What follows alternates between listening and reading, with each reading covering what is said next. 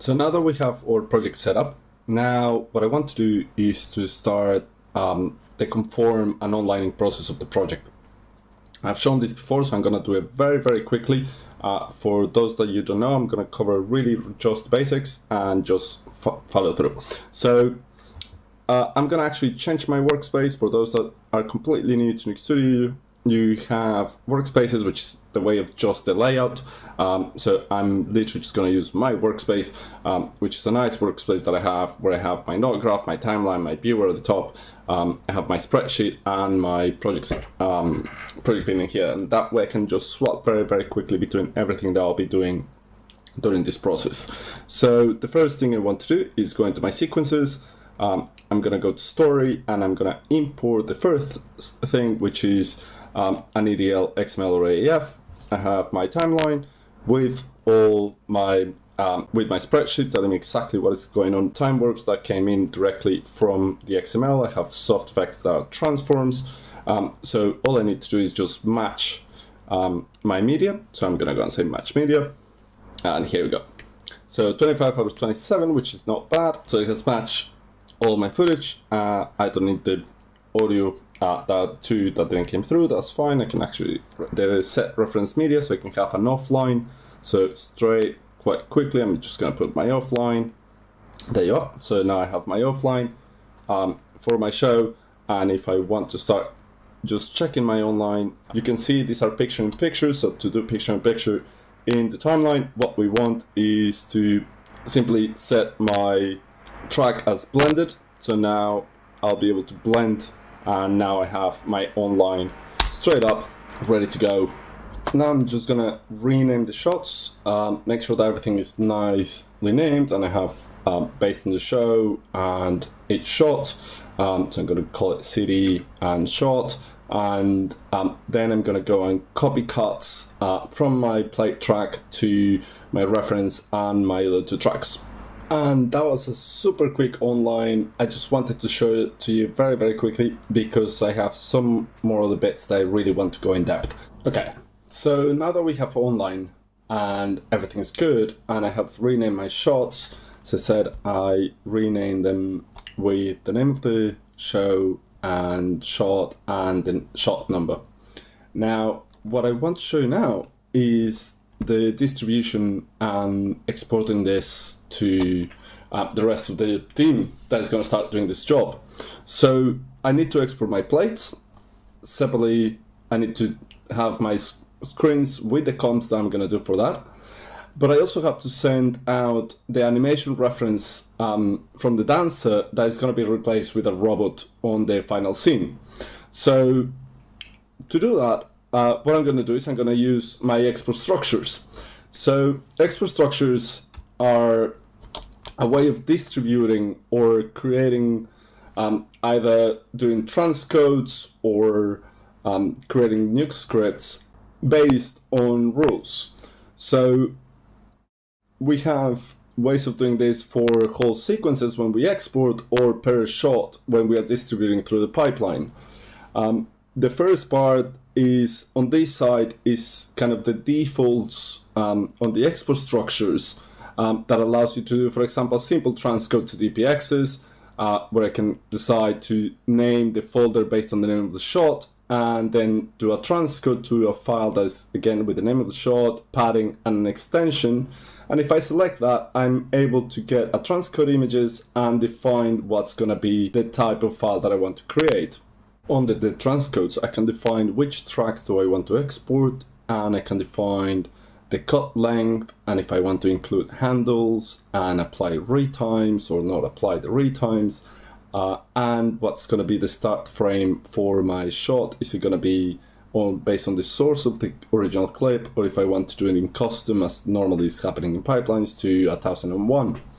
So that is kind of the basics of how you can do the exports. Now, you also have exports or presets per show.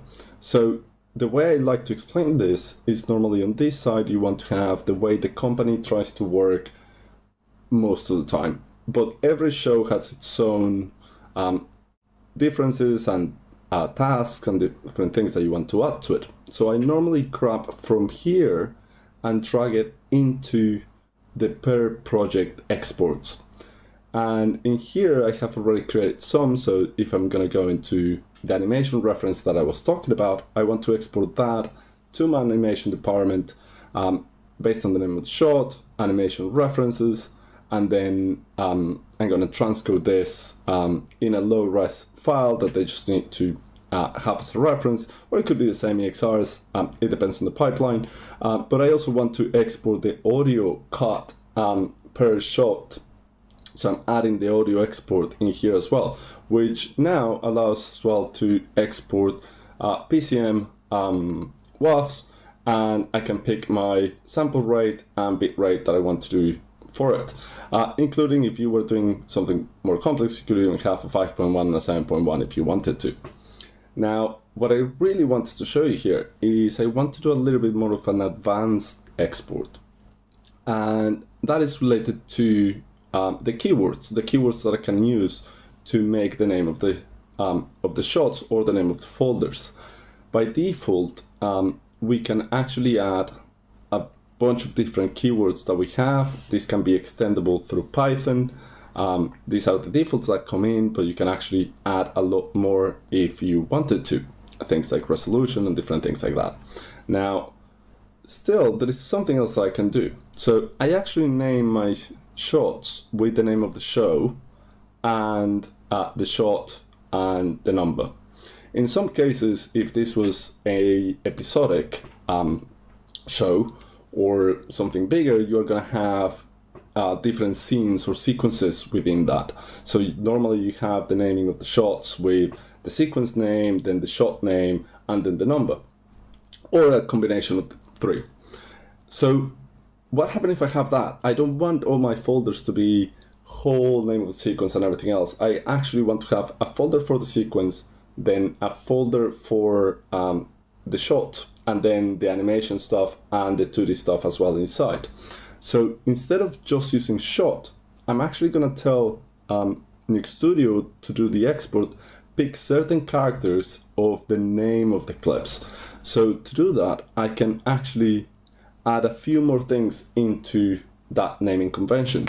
So what I'm going to say here is first I want the name of the show, or the sequence. So what I actually want is the first 3 digits or the first 4 digits of that naming. So to do that, so to use the first characters of the string, I'm just going to use close bracket, square bracket, and a colon. And I'm going to say 3, actually in this time is 4, is the first 4 digits that I want, and colon, and then my square bracket again. And that will pick the first 4 digits of my name, of the name of the shot. Then inside of that, I'm going to create another folder, this time with, again, name of the shot, so shot. But this time I want only the number of the shot. So, or it could include the SH if you wanted to, but I want to use just the last characters or a certain amount of characters. So I'm going to say minus, this time, sorry, square bracket, minus, and what I want is the last 4 digits, so it's the number of the shot, and then colon, and then square bracket again, and close my curly brackets, and that's it. So you can very easily grab that. I'm gonna just put this inside this folder. So now I have first 4 digits and then last 4 digits and then the animation reference inside and the same thing. And that way, when I do this export, it's gonna create those folders directly on whatever that project is. So in this case, I have a strict path, but this could actually be set, as you can see on the CD and the create comp, based on the project directly. So actually, I'm going to change this one to be based on the project. So I'm going to grab that, and I'm going to set this here. Cool. And now I could sit down and do this export. I'm not gonna do it obviously with you guys here and sit down and watch a whole export. But I'm gonna do the export so I can show you the folders or how it goes. As you can see, it has created the folder city, and then because they all had the same name, if it would have been different sequences, we would have found each sequence here.